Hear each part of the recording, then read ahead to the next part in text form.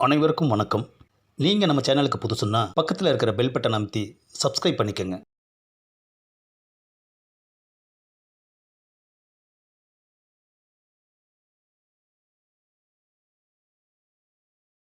அன்பு பார்வையாளர்களுக்கு வணக்கம். இயக்குனர் இமயம் பாரதி ராஜா அவர்களின் புதல்வன் மனோஜ் கே பாரதி. அவர் நம்மை விட்டு நீங்கினாலும் அவர் பேசிய வார்த்தைகள் இன்னும் நம் மனதிற்குள் ரீங்காரமிடத்தான் செய்கிறது. வாழ்க்கை துணை மாத இதழுக்காக பேச்சலர் பக்கம் எனும் பகுதியில் அவருடன் நேர்காணல் செய்த அந்த நினைவுகளை உங்களோடு பகிர்ந்து கொள்கிறேன். நீங்கள் திரையுலகிற்கு வந்தது எவ்வாறு? நான் பிறந்ததே ஒரு கலை குடும்பம். சிறுவயது முதலே அப்பாவோடு படப்பிடிப்பு தளத்திற்கு சென்று அவர் எப்படி இயக்குகிறார் என்பதை உன்னிப்பாக கவனிப்பேன். ஸ்பாட்டில் அவர் எடுத்ததை திரையில் பார்க்கும்போது அந்த காட்சியை எப்படி எந்த கோணத்தில் படமாக்கினார் என்பதை தெரிந்து கொள்ள முடிந்தது. இந்த காட்சியை இப்படி எடுத்து இருக்கிறார், இந்த இடத்தில் இப்படி ஃபீலிங் கொடுத்து இருக்கிறார், இதை இந்த இடத்தில் கோர்வையாக்கி இருக்கிறார் என்பதை அணு அணுவாக பார்த்து பார்த்தே எனக்குள் சினிமா இயக்கத்தின் மீது ஒரு தீவிர காதலே உருவாகிவிட்டது. +2 முடித்த பின் காலேஜ் அப்ளை பண்ண சொல்லி வீட்டில் சொல்ல, முடியவே முடியாது, உங்கள் விருப்பத்திற்காக +2 படித்து விட்டேன், இனி சினிமாதான், உங்களிடம் உதவி இயக்குனராக சேரப்போகிறேன் என்று அப்பாவிடம் தீர்மானமாக சொல்லிவிட்டேன். அதற்கு அப்பா, அதெல்லாம் வேண்டாம், நீ என்னிடம் வேலை பார்த்தாலும் வீட்டில் இருக்கிற மாதிரி தான் இருக்கும், அப்பா பிள்ளை பாசம் இவையெல்லாம் உன் ஆர்வத்திற்கு முட்டுக்கட்டையாக இருக்கும் என்றவர், உனக்கு பிடித்த இயக்குனர் யாரிடமாவது 1 வருடமோ அல்லது 2 வருடமோ இருந்து தொழிலை கற்றுக்கொள் என்று கூறி, யாரிடம் சேர்கிறாய் என்று கேட்டார். அடுத்த வினாடியே மணிரத்தினம் என்று சொன்னேன். உடனடியாக அவரிடம் என்னை சேர்த்து விட்டார். அவரிடம் சேர்ந்த 10வது நாளே பம்பாய் படம் ஆரம்பமாகிவிட்டது. அதில் உதவி இயக்குனராக வேலை செய்தேன். முதல் பட வாய்ப்பு பற்றி சொல்லுங்களேன். மணிரத்னம் அவர்களிடமிருந்து வெளிவந்த பின் அப்பாவோடு சேர்ந்து கருத்தம்மா, அந்திமந்தாரை, தமிழ்ச்செல்வன் ஆகிய 3 படங்களில் இணை இயக்குனராக வேலை செய்தேன். அதற்கு பின் 1½ வருடங்கள் இடைவெளி விழுந்தது. அப்போது அப்பா என்னை நடிக்கச் சொன்னார். இயக்குவது என்பது எப்போது வேண்டுமானாலும் செய்யலாம், ஆனால் நடிப்பது அப்படி அல்ல, இளமை இருக்கும்போதே நடித்துவிட வேண்டும். நானும் நடிப்பதற்கு ஆசைப்பட்டேன். என்னால் அது முடியாமல் போய்விட்டது.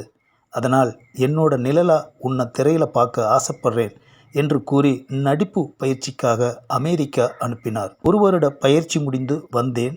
அதன் பிறகும் சிறிய இடைவெளி. பின்னர் ஆரம்பிக்கப்பட்ட படம்தான் தாஜ்மஹால். இயக்குனராக வேண்டிய நீங்கள் நடிகராகிவிட்டீர்கள். அப்படியானால் இயக்கம்? நிச்சயம் இயக்குவேன். இயக்கம் என்பது என்னுடைய சிறுவயது தொட்டே இருந்து வருகிற கனவு. இப்போது அத்துடன் நடிப்பும் சேர்ந்து விட்டது. இயக்கம், நடிப்பு இரண்டுமே எனக்கு 2 கண்கள் மாதிரி. இயக்கத்தில் நிச்சயம் என்னால் ஜெயிக்க முடியும், ஜெயிப்பேன். நடிகரான பின் தந்தையின் அறிவுரை உங்களுக்கு என்னவாக இருந்தது?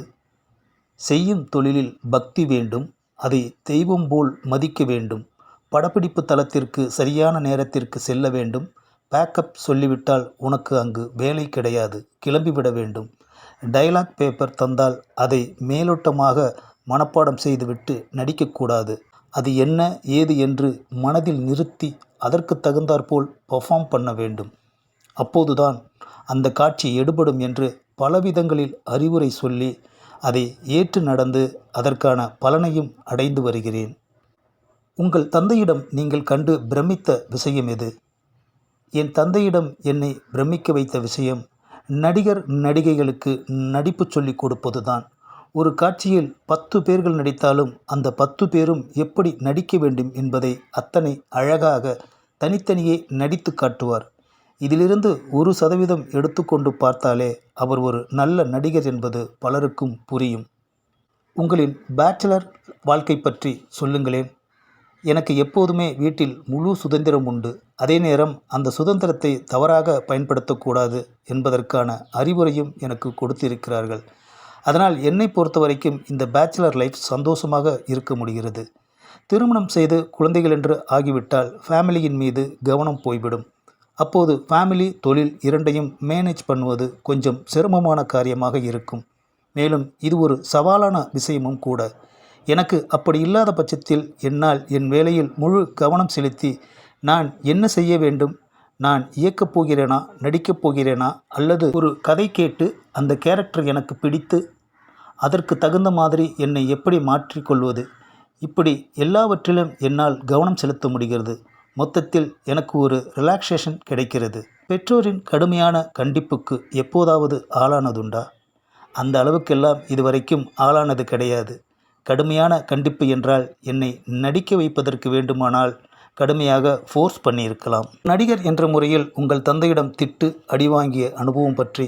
அடி வாங்கியது கிடையாது, திட்டு நிறைய. முதல் படம் தாஜ்மஹாலிலேயே வாங்கியிருக்கேன். ஈரநில படம்தான். அவரிடம் நான் ஒரு திட்டு கூட வாங்காமல் அவருக்கு திருப்தியாக நடித்த படம். அந்த படம் முடிந்தவுடன் இப்போ நீ நல்லா ரீஃபைன் ஆகியிருக்கே என்று பாராட்டினார். கண்களால் கைது செய் படத்தில் நீங்கள் நடிக்கவில்லையே, ஏன்? பல்லவன் என்கிற படத்தில் ஒப்பந்தமாகிய போது மொத்தமாக தேதி கேட்டார்கள். சில நிர்பந்தங்களால் சீக்கிரம் முடிக்க வேண்டுமென்று கேட்டார்கள். அதற்கு பின் சில பிரச்சனைகளால் நீண்டு கொண்டே போனது. பல்லவன் ஆரம்பித்து அடுத்த 10 தினங்களில் கண்களால் கைது செய் ஆரம்பிக்கப்பட்டது. தேதி இல்லாத ஒரு காரணத்தால் அதில் நடிக்க முடியாமல் போய்விட்டது. அதனால் எந்த வருத்தமும் இல்லை. அதே சமயம் அப்பாவின் படத்தில் நடிக்கவில்லையே என்கிற வருத்தம் இருக்கிறது. இயக்குனர் பாரதிராஜாவை பற்றி உங்கள் கருத்து? சிங்கத்தின் குகைக்குள் போய்விட்டு வருகிற ஒரு அனுபவம் என்று தான் சொல்ல வேண்டும். அந்த குகையை பார்த்து கொண்டே போகும்போது பயம்தான் தெரியும். உள்ளே போய் பார்த்தால்தான் தெரியும் அந்த சிங்கம் ஒரு குட்டியை போன்றதென்று. அப்பா மிகவும் யதார்த்தமானவர், கடின உழைப்பாளி. நிறைய பேர் சொல்லுவார்கள் அப்பாவிடம் நடிக்கப் போனால் அடி வாங்க வேண்டும் என்று. அதெல்லாம் கிடையாது. அப்படி பேசி பேசியே அந்த யூகமே நிரந்தரமாகிவிட்டது. கிளிசரின் இல்லாமலே அழுது நடித்து காட்டுவார். நடிப்பவருக்கு கிளிசரின் போட்டு அழுகை வரவில்லை என்றால் தான் எதிர்பார்க்கும் எமோஷனல் கிடைக்க வேண்டும் என்பதற்காக வேண்டுமானால் அடித்திருக்கலாம். அதே காட்சியை திரையில் பார்க்கும்போது தத்ரூபமாக இருக்கும். பாராட்டும் கிடைக்கும். அந்த அடியும் வலியும் மறைந்து போகும். அவரை பொறுத்த வரைக்கும் எல்லார் கூடயும் ரொம்ப ஃப்ரெண்ட்லியாக தான் இருப்பார். இதை அவரோடு நெருங்கி பழகியவர்களுக்கு மட்டுமே தெரியக்கூடிய உண்மை. இந்த பதிவு பிடிச்சிருந்தா லைக் பண்ணுங்கள், ஷேர் பண்ணுங்கள், மறக்காமல் சப்ஸ்கிரைப் பண்ணுங்கள்.